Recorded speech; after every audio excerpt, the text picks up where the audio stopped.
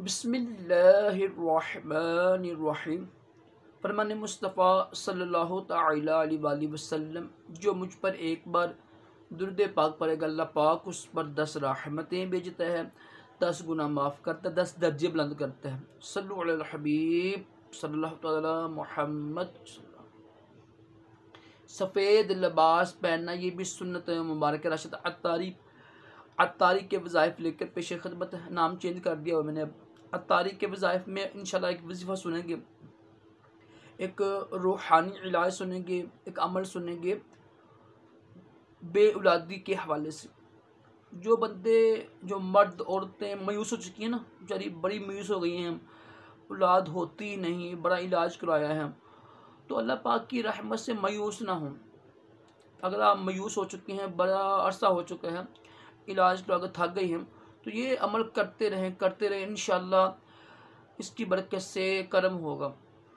कोई लिमिट नहीं है, कोई वक्त नहीं है, पढ़ते रहें, चाहे 1 हफ्ता 2 हफ्ते पढ़ते रहें। करना आपने ये है कि उठते बैठते चलते फिरते पढ़ते रहें। कोशिश अगर वुज़ू करके पढ़े, कुरान पाक की सूरत है, अव्वल आखिर दूसरी पढ़ लीजिएगा। इसकी कोई तादाद मुकर्रर ना करें। ये बे औलादी के लिए ज़बरदस्त वजीफ़ा है। ये सूरत व तीन व ज़ैतून, तो ये सूरत जो है ना, ये बे औलादी के लिए ज़बरदस्त सूरत है।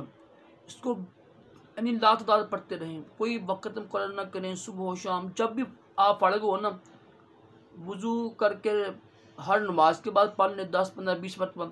इसको पढ़ते रहें और रब तआला की, अल्लाह ताला की बारगाह में दुआ करते रहें। इंशाअल्लाह अल्लाह पाक करम करेगा और आप मायूस ना हों। ऐसा अल्हम्दुलिल्लाह बेशुमार ऐसे मरीज़ देखे हैं जो बेचारे जिनकी औलाद नहीं थी है, अल्हम्दुलिल्लाह इस वजीफ़े की बरकत से अल्हम्दुलिल्लाह आज वो औलाद वाले हैं। अल्लाह पाक के घर में देर है, हाँ देर नहीं, और अल्लाह पाक रहम करने वाला है।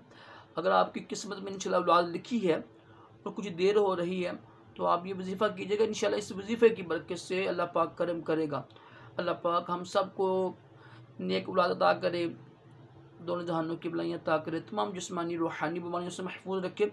सल्लु अलल हबीब सल्लल्लाहु अलैहि मुहम्मद सल्लल्लाहु तआला अलैहि वसल्लम।